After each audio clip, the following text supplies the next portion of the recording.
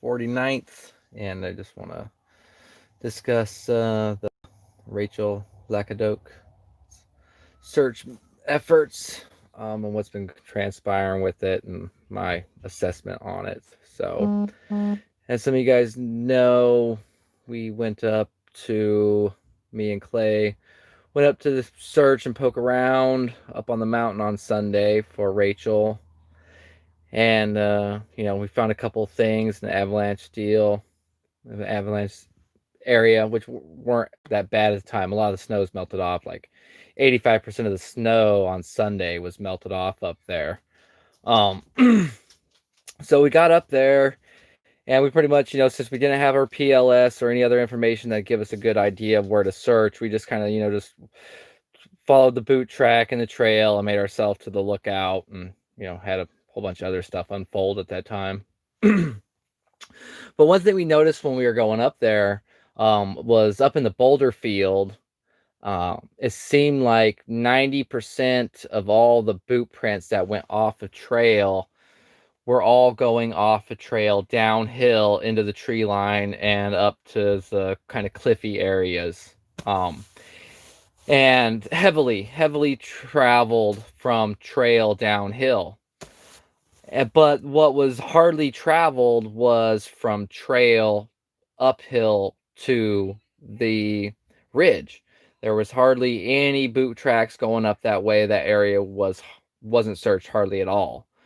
And there's a reason behind this. So in Lost Person Behavior book, you'll find in there that 89% of lost hikers go downhill. Therefore, if you're building a search mission around a lost hiker, well, it's an 89% chance that you're going to find that person traveling downhill. 7% go uphill, and then the rest stay pretty much at the same terrain. So that's the search and rescue's mindset is, well, since statistics show that 89% of lost people travel downhill, therefore we need to focus our energies and efforts downhill, because 89% shows that, that's where we're going to find them. I don't believe in Rachel's mind she was lost. I believe that she knew exactly where she was going. Conditions were going bad. She had to get to the lookout. Lookout is up. So she's going to be traveling up. And if common sense would dictate her direction to go, in her mind it would be, I need to go up, because the highest point of where I am is the lookout. So she went up, and that's what I think. I think that she kept continuing up past where the people turned around at. That was another piece of information we were trying to get. We were trying to find out where the people that saw her last turned around at, because Rachel would have been following their boot prints, their boot pack in the snow. And then once she got to the end of their boot pack, then she would just be on her own going through the snow with no actual set course from somebody else in there, being up there. So that's a key critical thing to be able to know, is where they turn around, because then that gives us more of a closer area to where she started to dead reckon. When you're lost in the woods, it's just an uncanny human nature to dead reckoning is what they call it. And that's pretty much guesstimating where you are from where you came from. So that being said, in her mind, she would have continued uphill to the lookout, because she's not lost. If she thought she was lost, or she thought that the best way for survival was to go downhill, she would have gone downhill. But in her mind, the best place of survival was the lookout. So that's to go up. And that area wasn't touched at all by last Sunday.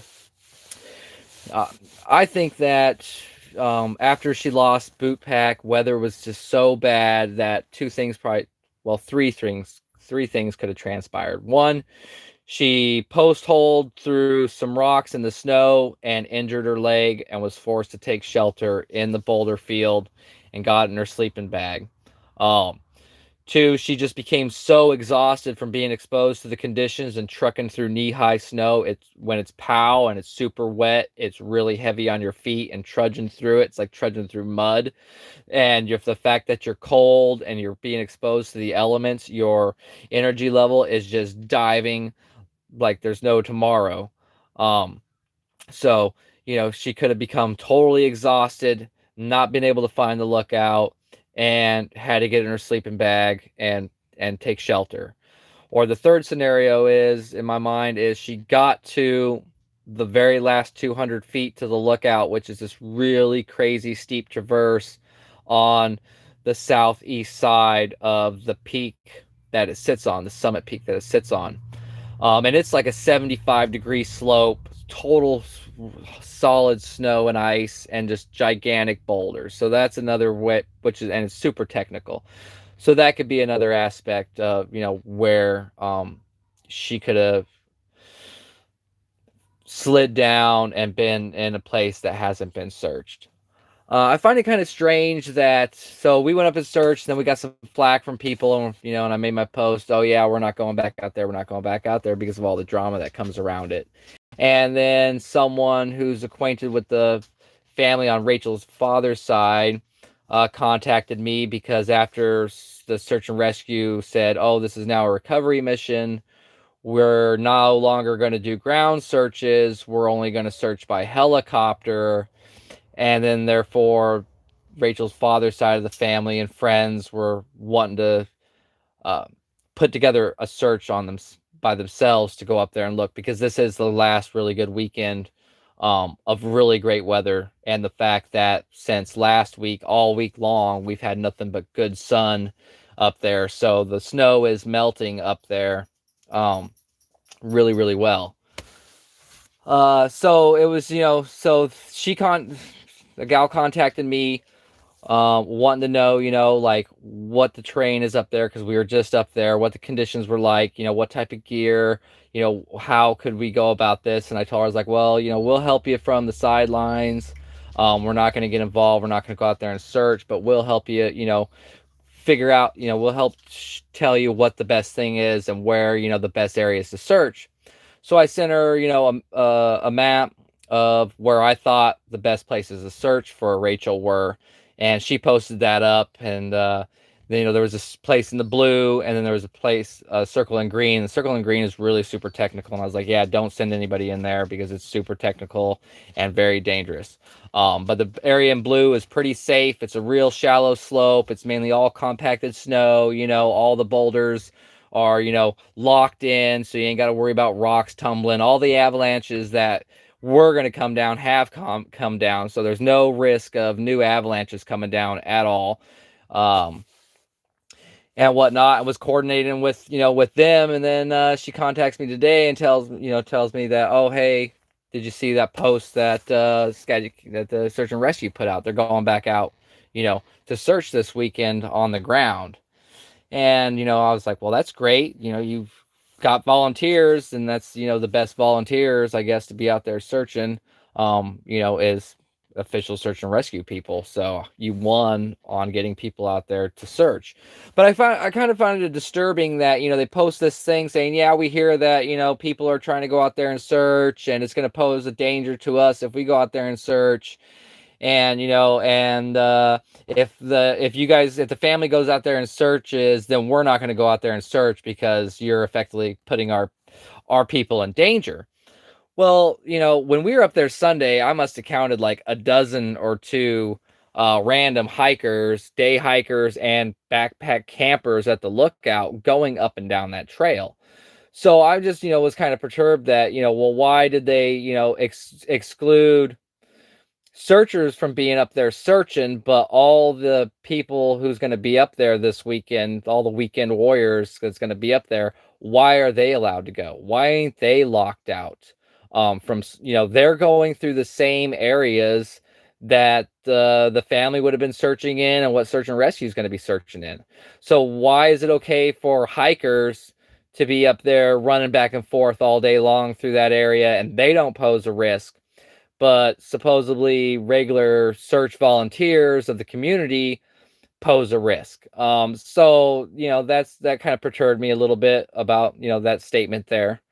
Um, you know, my dad did search and rescue back in the day when I was a kid in Colorado and Utah. And I remember how they would do it. Like they would show up, those search and rescue guys, the Rocky Mountain search and rescue crews out there in Colorado, they would set up their canvas army wall tent with a wood stove right there at the trailhead. And that's where everybody would live effectively until they brought somebody home. The guys were going out a hidden trail while it was still dark with headlamps on. They were making sure that they were getting in a good 10, 12, 14 hours per day of actually searching with probably a couple hours of just hiking. And that's the most effective way to do it. And you see the crews all around the world, search and rescue crews that do it that way. They are so effective. I mean, it's the way to do it. You get out there and you stay out there until you bring somebody home one way or the other. And the other thing is local people out there always volunteered in the 80s. It's become such the bureaucracy has become so thick. That was the thing back then was, you read all the SAR books, and all the SAR books tell you the more searchers you have on the ground, the greater chance of success of finding the person is.